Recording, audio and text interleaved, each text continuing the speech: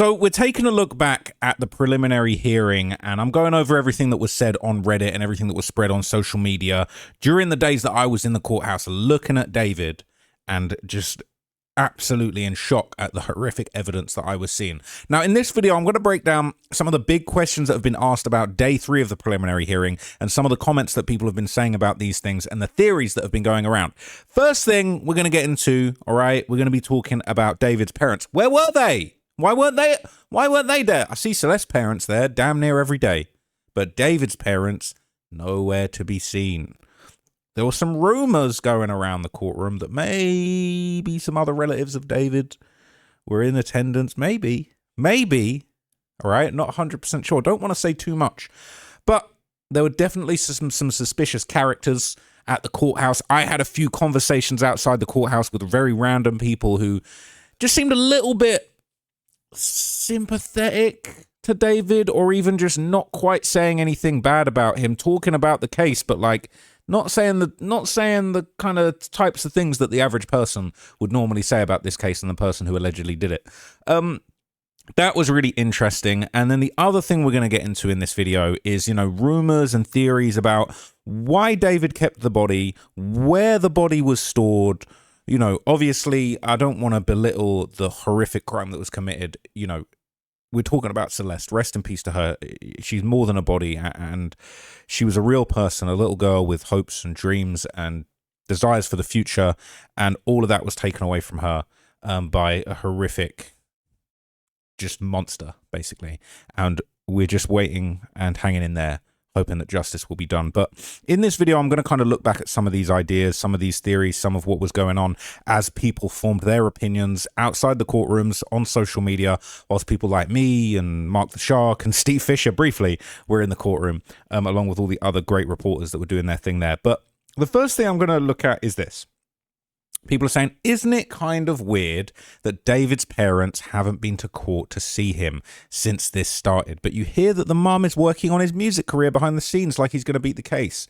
I thought this was weird as hell. I thought this was weird.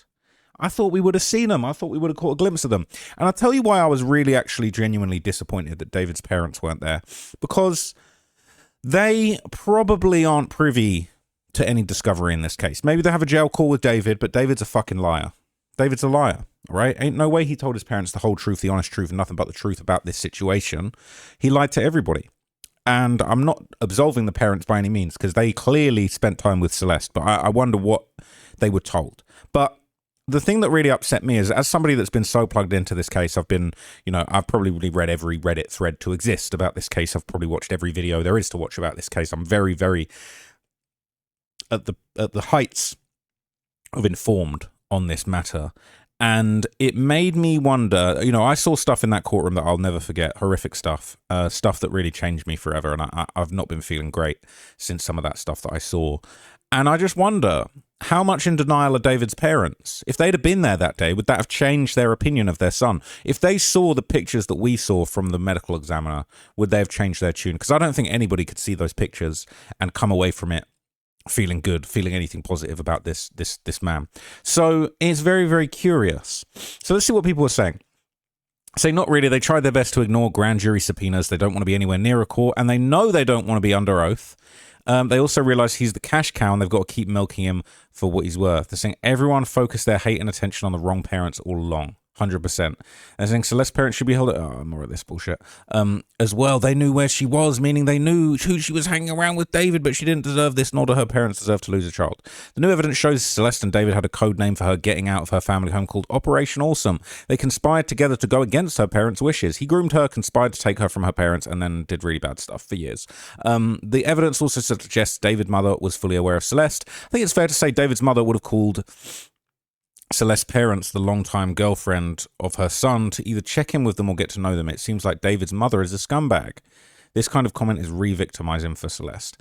I think it aligns perfectly with the type of people they are. His mum seems to be nearly as demented as he is. True, there's a sickness in them both. Now, this is really interesting. Somebody told me about this. Said in one of his anime music videos, it depicts an older mother figure who reaches down and touches blood found in his home within a music video. Completely irrelevant. But you're saying this about the mum. Reminds me of this. Stop targeting his mum. WTF. No. Fuck his mum. They said it before I could even say it. Stop targeting his mum only. His mum knew what he was doing. We're never taking our foot off her neck. Fuck her, man. Fuck Colleen. You're a bitch. Anyway, guys, I'm so sorry. His mum's so guilty. I apologize. Anyway, they're witnesses, maybe. I hope we see them, honestly, especially Colleen. I mean, there's a chance they might be able to visit him in jail. I heard he doesn't have any money on his books. I believe he's not entitled to any visits at the moment. Said, I don't think his parents give a F. Like some here said, he's their cash cow and they'll continue to milk him dry. But the most upsetting part about this is he has a younger sister that could have been her and no one seeming to care about Celeste, who was just a child who was failed by everyone. I've wondered it'd low-key be disrespectful to Celeste's parents. They'd probably know deep in their hearts, or because David told them that he did it and they can't justify showing up. This is the thing. They were entitled to be there and the judge made it very clear. This says they're witnesses. They can't be present in the courtroom, just like they kicked out Steve Fisher because he's a grand jury witness. No, they are allowed, just like Celeste's parents, under law, related to the family. Celeste's parents weren't grand jury witnesses. But basically, David's parents weren't grand jury witnesses either. They fucking ducked that shit day in, day out. They were doing all types of legal aikido to try and get out of appearing for that. So that's bullshit. And they weren't there, and they were allowed to be there. And the judge made it clear that they were entitled to be there if the defendant's parents and family wanted to attend. So anyway, fuck that entire family. It was proven today that dirty bitch knew about his relationship with Celeste and kept silent too. Literally everyone close to David knew about it. Just some knew her actual age and some didn't, okay? So, yeah, you get the gist, all right? So, is what it is with the family. And I'm going to do a deeper dive into David's mom, because I think she's gross and nasty piece of work. And I'm going to kind of pull some new... I'm going to pull her card from the deck. I'm going to pull her card from the deck, and I'm going to pull a few cards you might not have seen before at some point soon, because fuck that bitch. But anyway, it says, huge update. Celeste was stored in the lower compartment of the rear trunk before dismemberment. See comments after viewing video. So this is really, really interesting. So what was very curious about this was that, so when they sprayed the rear trunk with... they said they call it luminol in the movies, but it's got a real name, and they call it Blue Star, or there was another name for it. They said that this little trunk liner panel, this didn't glow up, but the edges glowed up. And then when they lifted it up underneath, I believe it was lit up like a Christmas tree. Now, what was really interesting is in the back of the car, in the third row seats did not glow up whatsoever, but these side panels glowed up. However, these side panels did not test positive for Celeste's DNA, but the part underneath this rear trunk liner did test positive for Celeste's DNA. Now, there's been talk of a David song going around called like New Seats, or he's got some lyric about new seats, getting new seats in his car. And this is, alarming as fuck, to be honest with you. And it makes you wonder, did he get the back of the car? Did he get a new trunk liner and a new rear upholstery on his seats and somehow managed to clean at least this panel of Celeste's DNA, but failed to clean Celeste's DNA from the actual part underneath this liner? This is the song New Seats. So I Don't Want to Kill the Vibe says you don't want to be alive right now. And that's interesting because we actually... heard testimony that apparently there were messages from Celeste where she said she felt this way, but we didn't see them. We were just told that they existed. Told me I could touch the sky, but why am I behind the cloud? I've got time to kill. You got time to feel. We got blood to spill all over new car seats that I'm sleeping on. I just want to converse, but I can tell that you're high right now. We also heard that there was apparently a message where David had said to Celeste, you love drugs more than me. That was shown, but they never said anything about it. That was very weird. Obviously, by the defense, they low-key leaked that on purpose. But said, you said you didn't smoke, so how are you going to die right now? Silent treatment when you see me.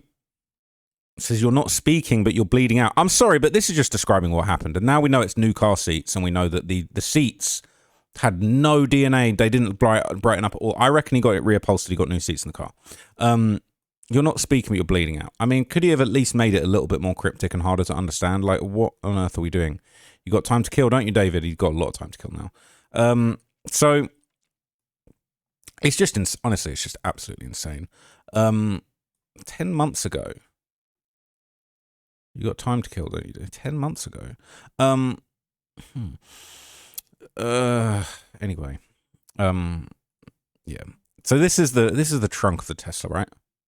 for cargo, but you can, so if you only want to use the front. So the theory is that he probably likely stabbed her to death in his home and then put her in the trunk of the Tesla and drove to Santa Barbara with a plan to like bury her or dump her, got cold feet, didn't pull it off, and then took her back home and then dismembered her a few days later, probably left her in the car for days. And middle row, great. You can use all this for cargo, but you can also utilize what's under here, and it's a deep space.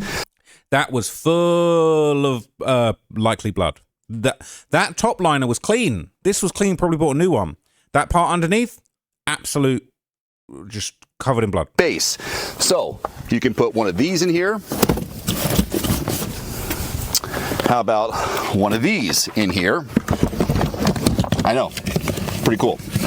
How about one of these in here? How about one of these in here? So that's spooky, but there was a lot of theories going around, like, did he get her into the back seat of the car and stab her there?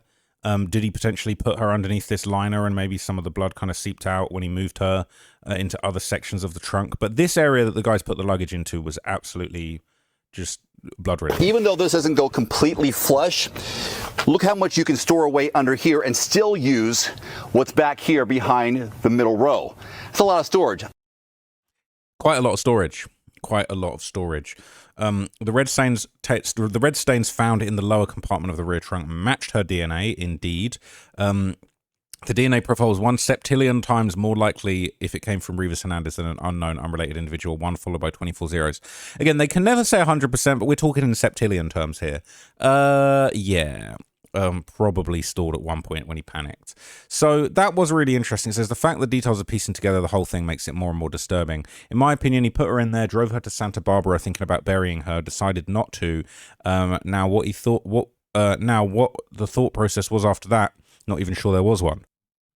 So I think he realized how much work and time it would take to bury her and realized it wouldn't work. The fact is he killed her right before his tour. Well, that's all well and good, but that's also right when most touring artists would be extremely busy with interviews, final sound checks, final recordings, rehearsals, financial and creative meetings. He simply didn't have the hours and hours to spend burying her. You know what's crazy? He had a label meeting right before he killed her with Interscope in person. This is not going to lie, he probably realized he wasn't physically strong enough to dig the hole after trying and then panic bought all that stuff from Amazon. He's a baby back bitch through and through. All right. This is a very serious crime. No, I'm not going to read that. Says, I don't know how he's getting out of this. He's not. It's too much. Like, he didn't know that a body was just sitting in his trunk for half a year. I don't know why we hear anything like it's going to be hard to prove. This is a slam dunk, in my opinion. Who the F else did it? Just goes to show the power of Blair Burke's PR juggernaut. Says they have video of him parking the car exactly where it was found by parking when they towed it away. It never moved again. He's clearly visible inside the Tesla, so the decomp was already progressed and he was buying air fresheners. Not only that, but we had we had photographs. They had video, I believe, but we were shown a photograph of him literally like just having gotten out of the car and about to walk into his front door of his house, like with his phone, like about to walk into the front of his house. This guy's cooked, all right? They're so cooked, it's unbelievable. I wondered how big this car could be when they mentioned the third row. They found a lot of blood. Oh, they also found blood on the Tesla Charger in his garage. He definitely left that car running to keep her as cold as long as possible. Wow, never heard that theory before. I could believe that because the Tesla Charger literally had a blood stain on it. I don't think it was even like a Blue Star. I think they used that to test it, and they tested the DNA. But it was like a sort of like a bloody. It looked to me like a sort of like a bloody little. Like you had a bit of blood on your hand, you plugged your car in. That's insane. That's actually insane. He was obsessed with the weather in early May. During the stream with Cat's Eye, he was extremely preoccupied and said he was just scrolling the weather. Wow. Interesting. I know nothing about Teslas. I didn't even think of this possibility. I've heard of people using Frunks as coolers, but I wondered at one point if he attempted to keep her on ice in there after he dismembered her body. Still a really stupid idea to leave that long with just some ice, but the dude's obviously an idiot.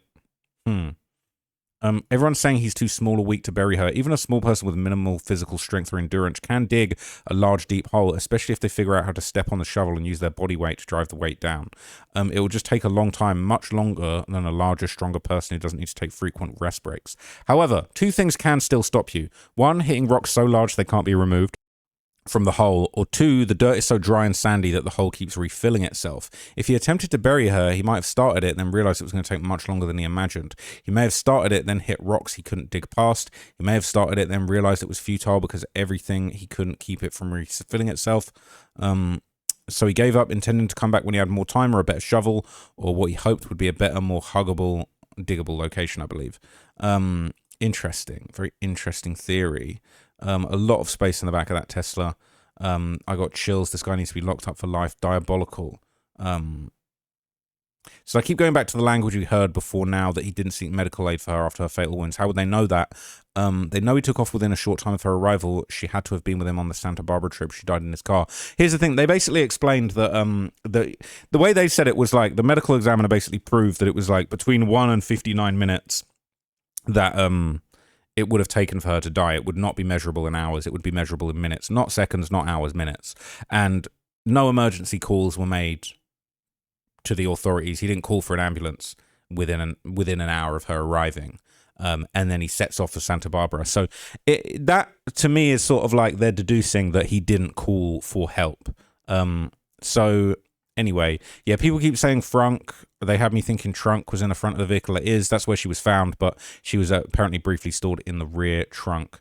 So I don't remember. People have been saying this. They're saying she had biological material on her, like dirt and plant debris. I don't remember hearing that at the trial, to be honest with you. I actually don't remember hearing that. So anyway, according to some reports, David did look down when certain photos were shown in court. I can corroborate that. When the most horrific photos were shown, he looked way more uncomfortable when he looked away. He didn't look like, he wasn't as locked in as like when he was looking at other things. I noticed that, and I thought he looked shook.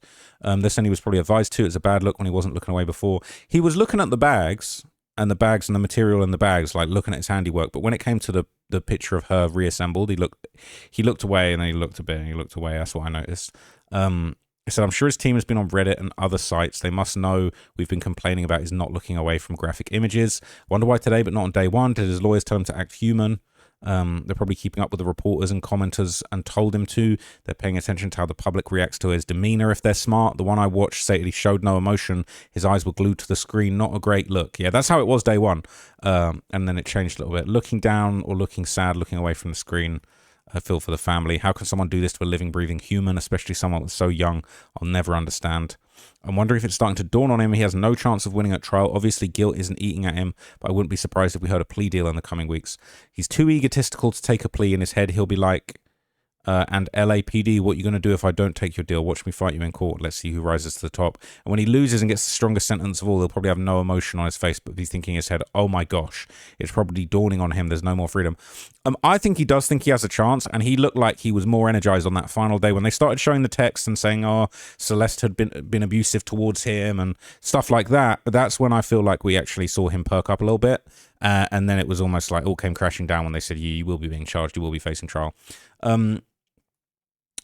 So yeah, it's just I don't even want to get into some of that stuff, but you get the gist. So there was some courtroom sketches of the stuff that I believe I have looked at these before.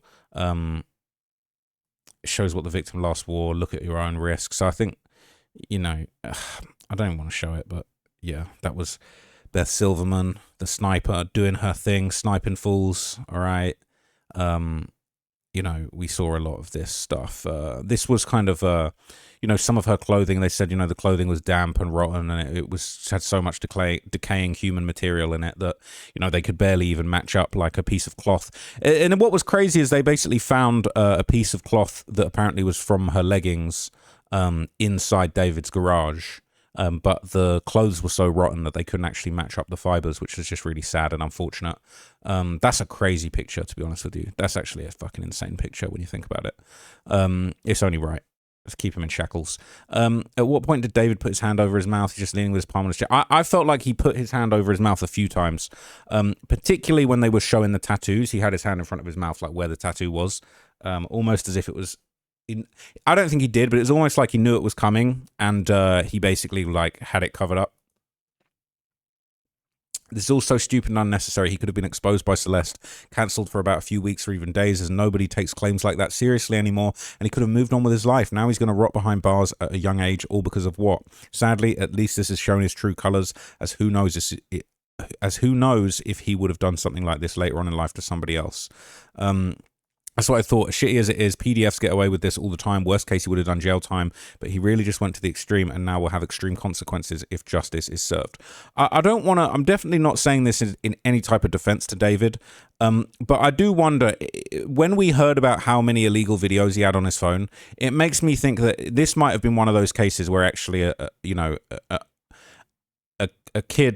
minor that a celebrity's been messing with, there's actually so much evidence and it was so heinous that I wonder, based on how much evidence there was and the kidnapping and all that kind of stuff, if he had been caught on the PDF stuff and Celeste was still alive, in theory, I would like to think that he would be facing serious charges on the level of like R. Kelly, life in jail type stuff. So I do wonder if to him, maybe, and this is no excuse, but maybe to him, if he felt like, well, he might be looking at a timeline where the outcome is actually not much different. Unfortunately, you don't get the death penalty for crimes against children, but obviously he took it too far and took her life, which was completely wrong. I just wonder if he felt like my life's over anyway. He knew he'd done too much. 48 illegal videos, repeated pattern of abuse. It's all documented. The cops have it. She was very young when they started speaking. I wonder if he could have been one of the few people that really actually ends up getting life. The R word. We're seeing, other people. And actually, it's funny, right? So this was actually the same judge who sent Danny Masterson of That 70s Show down 30 years to life for 2 R words. And I believe, so these were crimes 2 decades ago, right? And I believe these 2 women were adults. So shout out to Judge Olmedo, basically, who cooked this fool, right? Basically said, look, you've been claiming your innocence. No doubt you've been feeling victimized by the justice system, but you're not the victim. She threw 30 years to life at him, right? For abusing and R-wording 2 women at his Hollywood Hills home. David really, okay, sure, there's 1 victim that we know of, but it's a minor, and there's way more occasions of the R-word, and it's statutory. So arguably, David, realistically, if actually the detectives had been able to do their job and Celeste had still been alive, he'd be looking at 30 years to life. He would actually be looking at this same, type of outcome. He could have even potentially been up against the same judge and the same prosecutor. So it's highly plausible that to David, he may well have, maybe he had understood that, maybe he didn't, but to him, and it's horrible to even think this, but to him, now he's facing life or the death penalty, life without parole or the death penalty. But for what he had already done, he was potentially 30 years to life or more anyway. So I think that is something worth thinking about. So I don't want to get into that. Yeah, no, it's just horrible, right? That's horrible. Let me move on. I'm going to move on to things a little bit quicker. So this kind of resurfaced during day 3. I didn't talk about this because I didn't really feel like this was really worthy of like making anything out of. And I talked about this in previous videos, but he did indeed tweet Decay 1 week after the alleged killing, and this was just insane. This wasn't brought up at the trial. It's weird that this kind of was brought out. A few days into not the trial, but the hearings, a few days into the preliminary hearings, that this was kind of trotted out.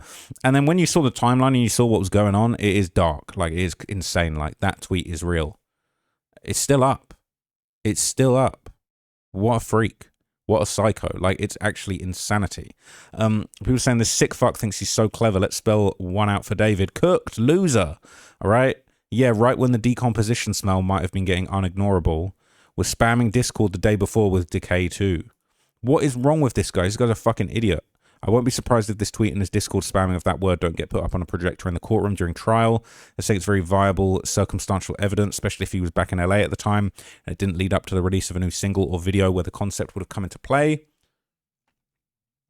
He spammed Decay for several days after. Disgusting. He's just an idiot. This makes it 100 times worse. We already knew this, but the preliminary hearings making it much more real and scary. He really is just a monster. So some Redditors kind of talked about the 102-mile Santa Barbara trip, which, shout out to Mark the Shark. He actually went and made that trip. He kind of went and made that exact trip, and he went to this is the exact spot, the literal exact spot where Celeste's passport was found, and they showed this in court. And I believe he actually did this yeah, in the midst of the proceedings, in like the evening after basically going down there at some point. So very, very interesting. Okay, shout out to Mark. He works very hard. He's streaming for 11 hours. Like, this guy is a beast, right? Shout out to Mark.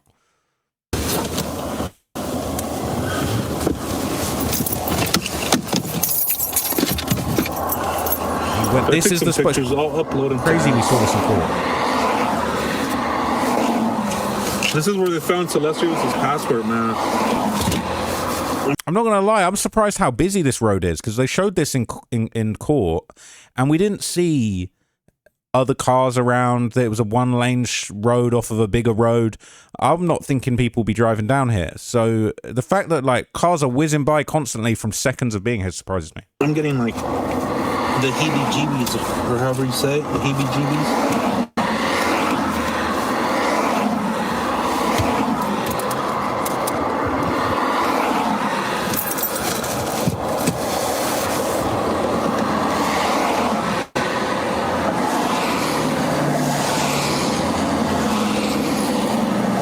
Yeah, this is the exact passport spot. Well, it's like right up here. I'm gonna show you guys. I'll point to it. Yeah, it's very, don't touch anything, call it in. Yeah, it's right there, look, right there. So let me see if I can, just wanna be very careful. This right here. Crazy. That's exactly what we saw in court. I don't know, how can you search this whole area? I mean, there's a path right there. There's a path right there. I should wear my vest. There's a path right here, which is interesting. There's a path going down. And then this is where they found right there. One of the exhibits they had, this is where it is right here. Look, this is an exhibit photo that was shown in court that said that the passport card was found here, and the officer's pointing like this. This is exactly how it looks. Like that. Like that. Something like that. So this is weird, man. I thought this was going to be isolated, more. But yeah, because I remember this because of the tree. I remember the tree right there. That right there I remember. And that I remember. And I remember the guy going like this, and they asked him, what is that is that your hand? And he's like, yeah, that's my hand. So this is what it looked like, the exhibit like that. It's a random spot, but it's pretty busy. Look, it's really busy, which is surprising. It's really busy. I don't know if he just tossed it out, but this would have been a spot right here that he would have parked right in this area. Right here. Because I remember the 50-mile-per-hour sign right there. There's a path that leads over there, but this is the area right here that he could have parked, maybe tossed it out the window. But what else is down here? But it's strange, man. This is strange. So, but there are several spots that I found coming up here that there are places that you can. So look, I'll be real with you. I think the chainsaw he used for the dismemberment is out there somewhere. But he drove for hours, you know. Crazy. But anyway, this was kind of discussed. They said on the night Celeste died, David drove 102 miles in 2 hours, 15 minutes or so to dump Celeste's passport location. So the thing is, he went there 3 times. And what we don't know is, you know, he drove to Santa Barbara, stopped loads of times, or didn't stop loads of times, but he pinged loads of different cell towers all the way up the coast. We don't know how many times he stopped. We don't know exactly when he stopped, where he stopped, how, why, which parts. There were a couple bits that looked almost like little mini detours. The chainsaw could be absolutely anywhere along this route and branching off of it in all types of directions. Super, super spooky, super weird, but that is exactly what the picture that was shown in court looks like. This is literally, but it was daytime. It was a bit brighter. It's a lot more sunlit. But yeah, absolute insanity. So it said drove 2 hours just for it to be found. Thankfully, he's stupid. I don't think he was trying to hide it. He was trying to set the stage, make it seem like something happened to her out there. Maybe they'd find her passport and look elsewhere. He's so stupid he didn't think it would possibly be traced back to him literally dropping it off himself. Why are people committing their crimes with very traceable cars with equally traceable cell phones? Happens every day. I was a juror on a murder case almost a decade ago. Cell phone data was damning and was a main reason why we voted to convict. I just, yeah, it's look, it's not worth doing crime in this era. I would say to anybody, you know, no one's going to ask me this, but like, if you're thinking about doing a murder, just don't do it, because you won't be able to think of everything. There'll be something, I left my phone at home. All right, I'll leave my phone at home. I'm going to do it in an old school car that doesn't even have a GPS system in it. I'm going to do an old school car. I'm going to do it with gloves on. I'm going to do it with a mask on. I'm going to burn all my clothes and the car afterwards. And then you get caught on surveillance video going back into your crib afterwards. It's just, there's just no chance. And I've seen so many gang-related cases, gang-related murders, even in the UK, where it's like, dudes did the whole thing. There's one case in the UK, you guys, my new audience of David people probably won't know any of my older work of, like, the UK gangs, but there was a famous case for UK gang member. A whole bunch of them went and stabbed somebody in broad daylight, this big fight where somebody got stabbed, loads of people involved. And the guy did the whole thing on a push bike. He rode home on a push bike, and he got sweaty on the ride home with his ski mask on, and he rolled his ski mask off to wipe some sweat off his face. Boom, caught on surveillance camera with his face out. Cooked. Like, you just think, we wore the ski. He just had a moment of humanity, probably a reflex, probably didn't even think about it, just like, bro, I'm so sweaty, let me just wipe oh shit, you've got life. Now you've got life in jail. So there's a theory going around that the Santa Barbara trip was indeed a failed disposal attempt. I do think that this is true. Celeste was threatening to out David the day before his big album party. He invited her down 110% with the intention of killing her. She was probably dead within minutes of stepping out the Uber. The first trip to Santa Barbara that night was to dispose of the body before the celebrations begun. So what is this actual document? This is just, this just looks like the charging the original document. So it says, between what we've already learned and how the evidence has been worded here, I think it's pretty obvious what we're going to find out tomorrow. I've seen a load of speculation that seems like people are getting carried away in their head. We've been given this preliminary brief, and it's already been told that the motive is financial gain and that he watched her bleed out. After Celeste met David's parents in Texas, their relationship seemed to cease to exist. That's a very good point. Drop something off my desk. I am dying to know what went down on that visit. It does seem like David took Celeste to meet his parents, and it didn't take long for the relationship to fall apart after that. I have a feeling the one saving grace that I could give potentially, and there's not much bail that I would give them, but the one saving grace I could give to David's parents is the possibility that David turned up with this minor, and they just were in shock, and eventually were like, you need to... They should have told him to turn himself in, but... you know, maybe they said, look, you need to break this off. You need to stop with this. Like, you need to stop with this. You need to get back in church, and, you know what I'm saying, deal with it the way they felt. They can't possibly turn yourself in because we're making millions of dollars, but at the very least, stop messing with this minor and break it off. Maybe that's what happened, but I have no sympathy for them. So we've got very little context about the communication ending at this time, but what we have been told leads me to believe David was actually the one to end the relationship. Celeste felt like she'd been used prior to this, multiple exchanges saying all they do is have S. It actually sounded like she ended it with him. She knew that he was full of shit, kept making her get terminations and all that type of stuff, and it sounded like she was saying, look, I don't even want to be friends with you in real life. Like, we can be internet friends. We hear text exchanges around a month before her murder. David, coming across as nonchalant, said it's their 8th breakup. Celeste would state she'd been with him. They'd done stuff for a year straight. This is the last communication we had. I don't really want to get into the text because you know the story. I've been in trouble for that. But basically, yeah, we did eventually see them. But right now, I'm just focusing on things that happened in day 3, and sort of they're sending Cookie from the chair. Oh man, we can only hope. We can only hope. So there's one theory going around that Celeste might have actually been buried temporarily at some point. But again, I didn't remember hearing this. Unless I've misremembered, I don't actually remember this being said. But people were saying that LA forensics witnesses said her clothes were dirty and covered in dirt and plant material. It seems like she was killed in the garage. There was no testimony about blood in the house. This is a few days behind because there was testimony about that. Transferred to the car back trunk at some point because there was a lot of blood. Oh, sorry, there was no blood inside the house. There was no blood in the main house. There was only blood in the garage section area. It was isolated to that room and the car. She was then dismembered in the inflatable pool, blood soaked into the floor, and the Tesla charger in the garage. I should have kept reading, shouldn't I? So everything happened in the garage. If she was just put in the body bag from the garage and into the frunk, would there have been dirt and plant material? The multiple long trips to Santa Barbara and the shovel seemed to point to her being buried at some point. He bought the shovel April 24th, and then he bought the body bag May 1st, and the chainsaws after that. So was she buried for a few days? Then he changed his mind, dug her up, started buying supplies to dismember her. I don't think so. I think if he buried her, she would have stayed buried. And those few days is how her clothes got dirty and got covered in plant material. It doesn't really make sense to me, but that would explain the dirt, then the other purchases that show he had a new plan. So I've heard conflicting things about this. I've only read that her clothes were described as heavily soiled. YouTubers have said the criminalist said there was dirt on her clothes. I think people are misinterpreting heavily soiled as dirt because they're thinking soil equals dirt. Nah, I don't think that's what it is. I honestly don't think. I'll tell you what. I'll tell you that was from the trial, from the hearings that I didn't see anyone else talking about.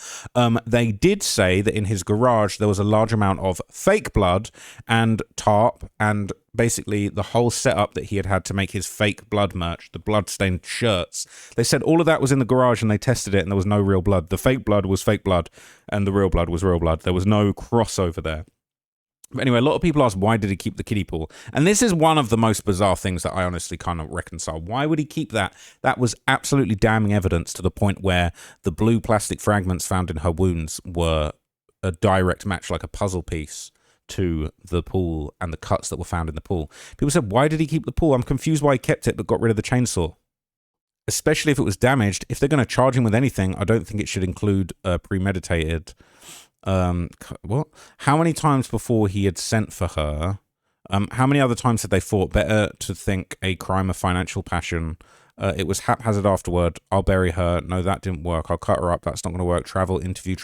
I'll get a pool and some bags. Travel, concert, smells getting worse. People keep mentioning it. Concert, dumps the car. Hope for the best. They got to work with that. Plus now we have an extra male's DNA. Maybe it was too big for the trash. That's my thought. Where I live, all trash needs to fit into the bin provided by the city. You can't just leave bags or items on the curb. That was a fair-sized item. He'd have to spend time cutting it into smaller pieces so it'd either fit into the bin or he'd have to put pieces in the bin for pickup each week. Well, maybe my timeline's a bit off, but I think he was also busy with the upcoming tour and album. He didn't plan all the way, hence buying things after. And besides the whole thing, he probably had a lot going on. So my bet is he simply thought he'd have time or was safe for it. And he actually had. I wonder if he'd actually gotten rid of things properly, if Celeste would have ever found justice. So some people have been kind of like asking around on Reddit a lot, like, why did he keep the body for so long? Why did this happen? And saying the crime scene investigator here is explaining why David kept the body on the floor. Most people, men, do not think past the murder. Mm-hmm. They don't lay out this sophisticated plan of how to get away with it. They just don't. That's why you kill her, then go on Amazon a couple of days later and go, well, better chop her up. So I think by, May 6 or 7, she's in the trunk of the Tesla, but he does nothing the entire month of June but drive around with a dead body in the trunk of his car. Why? There's something so wrong with him.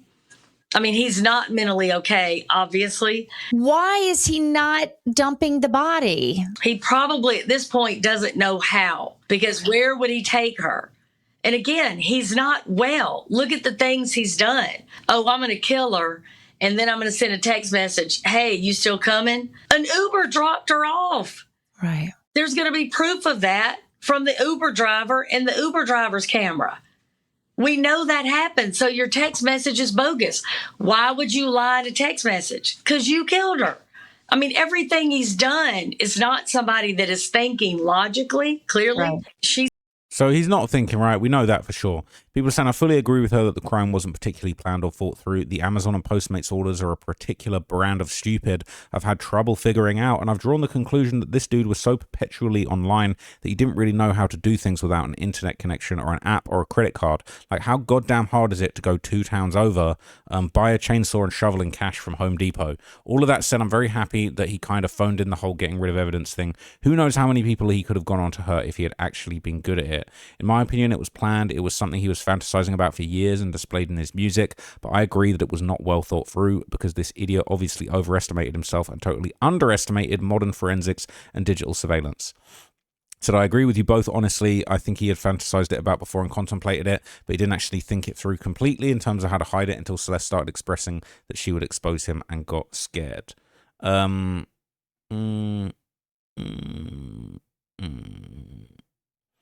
Okay, let's read it. This is an interesting comment. So there's many layers to this. I'm a nowhere David fan. I'd only heard of him from the case. Get mad at me for being here or not. This is my opinion only. I think he's the result of living your formative years alone and online. It became a world to escape in. I think he was immature and a weak young man. He liked the feeling he got from control. He could easily control a young person, especially a minor girl. She fell in love, and they seemed to have an intense, secretive, illegal relationship going on that seemingly his inner circle just looked the other way about. She was failed in many ways, by David, by people in her orbit, by the system, the law, inequality, etc. He may have been an up-and-coming artist. I mean, he had a following of young people, it seems. I think he wanted that fame and recognition really bad. She was falling in love. He was getting popular. He manipulated her so much because she was a young girl. She was not okay with other women. She got upset, threatened that she would expose what he had done to her, that he would get in trouble because there must have been a lot of digital evidence of crimes on electronics and online info. He knew he would be in trouble and lose his future, fame and money, what have you. He made the decision that killing her was worth the risk and the only decision. Shame on anyone in his circle that knew he was illegally involved with a minor and didn't say anything, and may he pay for his crimes. Rest in peace, Celeste. I think this too, when he was messing around with her, he hadn't had much fame. He realized she was getting in the way of his success just before the album release. He killed her. He didn't love her. He just loved the power it gave him to use her, and because she was headstrong and smarter than him, she wouldn't let him just push away when he was done with her. So he threatens his career. She threatens his career, and he kills her. Evil, evil, evil. Yeah, I agree with that. I agree with that. It is very bizarre. So there's kind of still just like a lot of speculation. Like, why did he keep her for so long? Let me see what this is before I show it. Okay, it was like a visual diagram of like how a body decays. I'm just not going to show it out of respect, and it's kind of gross, but it was an illustration. But I'm just going to be extra careful. So I understand the post can be graphic for some, so I added NSFW tag and a trigger warning for those sensitive to gruesome topics. A lot of people talking about how the bathroom smell may have been linked to Celeste's body, but the wording on reports alleged that Celeste was already in the front by July, which is when the stream happened. Body starts smelling 24 to 48 hours. Doesn't take nearly any time for your body to start getting bloated after you pass. The smell of a body is absolutely irrefutable. I don't think anyone would fail to distinguish a dead body smell, often compared to rotten eggs, rotten fruits, or rotten fish over someone pooping in the bathroom. I do believe David was very paranoid regardless when it came to the smell, because I'm sure that he himself was having a hard time masking Celeste's smell when he was hiding her body in the Tesla or dismembering her. Given her case, if not frozen, she would have already been in the bloating stage. By the time David dismembered her, she would have already smelled really bad. And by the time she was in the trunk, allegedly, since the timeline isn't entirely clear, the body would have been in active decay. She was in the trunk for 4 months, from May 5th to September 8th. The body would have been in advanced decay to skeletonization, especially in such heat. I'll be honest with you, it's really, really horrific to say this, but the diagram that was in this image, I understand that you're supposed to be skeletonized, but I wonder if because the body was kept in some kind of airtight container, not airtight, but like, you know, it wasn't exposed to the elements. It was liquefaction, not evaporation, if that makes any sense. You know, kept in a hot car, but in an enclosed space. So once they did put everything back together, you know, it did resemble a person. And although it was very much decayed and not recognizable, it wasn't like a skeleton, if that makes sense. It says, I fear David meant to keep the body purposefully to decompose it so it would be easier to get rid of in future once it reached the skeletonized state. He was obviously paranoid of her ever being found, so perhaps keeping her in a vehicle seemed like a safe bet so he could transport her easily. He obviously ran out of time and miscalculated how strong a body can smell. I hate the image of such a beautiful young girl with her whole life ahead of her to ever be put in such a horrible state. Hope after this case more preventative measures are done to put into place to protect children in online media like games or talking apps like Discord. You think he was acting rationally? You never gave him a reason to think that. We're talking about planning from a dude that ordered a body bag and a chainsaw with his own card, but felt sneaky using a Hispanic woman's name. Well, no, he didn't use a Hispanic woman's name. He had another name. It was, yeah, it was a different name of a different person. And yeah. So they're saying that this is the footage of him last parking the car. This is true. So this was a footage that I believe SF said that he had seen, and it was eventually released. Now, I don't remember if this footage was played in court because they had other images, but to me it seemed like they had multiple. I think maybe they played this briefly, but like they basically had other angles and photographs of him literally getting out the car. So for everybody that watched this and was like, oh, you know, what can you actually see from this? You know, there was even better images of where the car was parked. and him getting out of the car and walking into his house. But this was a fact. So of course the window's cracked. I bet it was unbearable inside. How the F did anyone drive it at all at that point without a hazmat suit after 2 full months of decomposition in the California summer heat with the body right ahead of the driver? Could the smell really be concealed in the trunk to where it didn't reach the driver's seats? Said he was probably getting a constantly thick cloud of decay, which would explain the cracked window. Said my neighbor died. I could smell the decomposition outside his house from the front step and immediately knew he was dead inside in the winter. He had died 6 weeks prior to me discovering the smell. It was like nothing I've ever experienced. I'll never get over it. That's just horrific. It's just horrible. Man. Yeah, so we know it's David now, okay? So look, I'll wrap it up. This was the last big thing on day 3, and I've seen this with my own goddamn eyes, man. Steve Fisher, grand jury witness in the David case, said he had no business being in there for day 3. He got kicked out. Lauren Conlin tweeted about this, basically, and said Silverman then turned around and looked at PI Steve Fisher, saying he was a grand jury witness and should not be present in the courtroom, and also claimed he spoke with Reva's family attorney, Patrick Steinfeld, in the lobby, and he shouldn't have. She said he should be excluded, adding he'll post something because he posts something every day. Savage, all right? Thankfully, even though I post something every day, you know what I'm saying? I don't think I'm seen as the same as Steve. I was not anything to do with the grand jury. I am simply an independent journalist giving my opinion and giving my reports, my updates in my own spare time. I don't want to be on the naughty list like Steve, okay? So, you know what I'm saying? I don't know. I always assumed there's no way a little peon like me is on Beth Silverman's radar. You know, Steve was very much on her radar, so I definitely have nothing bad to say about the prosecution or the district attorney's office or anything like that. But they stood on business with Steve, man, and I like Steve. I got to know Steve outside. Got to chat to Steve. He was a cool guy. He was very nice, very knowledgeable. Not, you know, super respectful, super nice, super open-minded, was willing to have a conversation, you know, was curious to see some of the bits of evidence that I had that, you know, hadn't really been well circulated. And then likewise, he told me a few interesting things that I hadn't seen online. And he was a genuinely nice guy. I think he has good intentions. I know he's probably made a few mistakes along the way. And at the same time, he's aware that, you know, not everybody feels great about him or his coverage, but I think his heart's in the right place, and it sounds like he does do a lot to help people find missing persons, missing children. His actual work in his life day to day, the things that he doesn't post online, do seem really honorable to me. So he might have made a few whoopsies along the way, but I think he's genuinely like a nice man and has good intentions. But Beth was not feeling him. Kicked him right out of the courtroom. Shit was crazy. It was a movie for sure. It said, and he probably knew this, as he said yesterday, he's consulted with a few lawyers back when he was in front of the grand jury. I hope someone could take his place and it didn't go to waste. Somebody did take his place, all right? Now, here's the thing. Allegedly, allegedly Celeste's family lawyer approached Steve and said, we appreciate what you've done to raise awareness for what's going on. And then allegedly the Deputy District Attorney, Beth Silverman, said, you shouldn't be talking to each other. Now, apparently that's improper. If Beth Silverman says that's improper, hey, what she says goes, because it's her. It's not her courtroom, because I guess it's the judge's courtroom, but it's her case, and I get it. So if that was improper, that was improper. I definitely think if you were in a grand jury, you probably have to be more careful than the average person.